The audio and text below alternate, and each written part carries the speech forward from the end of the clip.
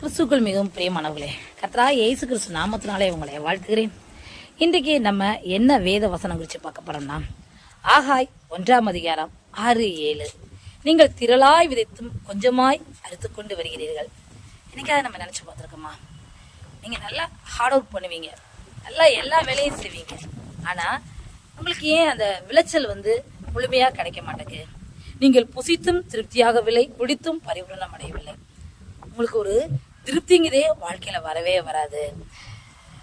வஸ்திரம் உடுத்தியும் ஒருவனுக்கும் குளிர் விடவில்லை. கூலியை சம்பாதிக்கவன் பொத்தலான பையிலே போடுகிறவனாய் அதை சம்பாதிக்கிறான். உங்க வாழ்க்கையில பொத்தலான பை காணப்படுகிறதா? நல்லா ஹார்ட் ஒர்க் பண்றீங்க, நல்லா உழைக்கிறீங்க, ஆனா அதுக்கேற்ற பலன் உங்களுக்கு கிடைக்க மாட்டேங்குது. உங்க வாழ்க்கையில ஒரு திருப்தியே இருக்க மாட்டேங்குது. சாப்பாட்டுல திருப்தி இருக்க மாட்டேங்குது, ட்ரெஸ்ல திருப்தி இருக்க மாட்டேங்குது, எதுலையுமே திருப்தி இருக்க மாட்டேங்குது. ஏன் தெரியுமா? எதனால உங்களுக்கு அப்படி இருக்கு தெரியுமா? நீங்க என்ன நினைக்கிறீங்க தெரியுமா? என் சாமர்த்தியம், என் கை பலன், நான் சம்பாதிக்கிறேன், நான் என் உழைப்பை கொடுக்கிறேன். அப்படி இருக்கும்போது உங்களுக்கு எப்படி பொத்தலான பை மாறும்? நீ உன் இருதயத்தில் நீ அப்படி சொல்லிக்கொள்ற. ஒரு சிலர் கடவுளை நம்பவே மாட்டாங்க, கர்த்தரை நம்பவே மாட்டாங்க.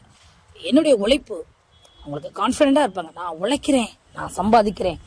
கிடையவே கிடையாதுங்க. சம்பாதிப்பதற்கு பலனை கொடுக்கிறவர் கர்த்தர் என்று நினைக்கும் போதுதான் நம்ம வாழ்க்கையில காணப்படுகிற புத்தலான பை சரியா போகுங்க. அந்த புத்தலான பைய அடைக்கணும்னா நீங்க ஆண்டவரை நம்பணும்.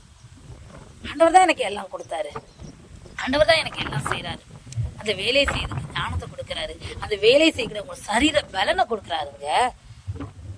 நீங்க இப்படி ஆண்டவரை நினைக்கும் போது மாத்திரம்தான், நம்பும் போது மாத்திரம்தான் நீங்க திரளாய் விதத்தும் கொஞ்சமாய் அறுத்து கொண்டு வருகிறீர்களே என்று எழுதப்பட்டிருக்கு பாருங்க.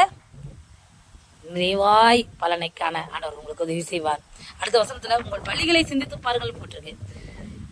நீங்க எந்த இடத்துலாம் தப்பு பண்றீங்கன்னு நீங்க சிந்திச்சு பார்த்து அதை சரி பண்ணிக்கொடுங்க இந்த நாள்ல. அப்போ உங்க வாழ்க்கையில நிறைவாய் அறுப்பீங்க, திருப்தியாய் புசிப்பீங்க, திருப்தியாய் உடுத்துவீங்க. நீங்க உங்களுக்கு சேவிங்ஸ்லாம் நிறைய ஆண்டவர் கொடுப்பாரு. புத்தலான பையில எல்லாவற்றையும் அடைக்க ஆண்டவர் வல்லவராய் காணப்படுகிறார். ஆமீன். இதெல்லாம் நீங்க கேட்டு சரி பண்ணிக்கொண்டு கர்த்தரை மாத்திரம் சார்ந்துருங்க, சுயபலத்தை சார்ந்திருக்காதீங்க. சுயபலத்தை சார்ந்திருந்தீங்கன்னா இப்படிப்பட்ட சறுகல்கள் வரத்தான் செய்யும். நீங்க அதை சரி பண்ணிக்கொள்ளுங்க. கர்த்தர் உங்களோடு பேசுகிறார். ஆமீன். அந்த இயேசுவை நம்புங்கள், ஏற்றுக்கொள்ளுங்கள், விசுவாசியுங்கள். கர்த்தருடைய கருத்திலிருந்து பெரிய அற்புதங்களை பெற்றுக் கொள்வீர்கள். தேவன் நான் உங்களை ஆசீர்வதிப்பாராக. ஆமீன்.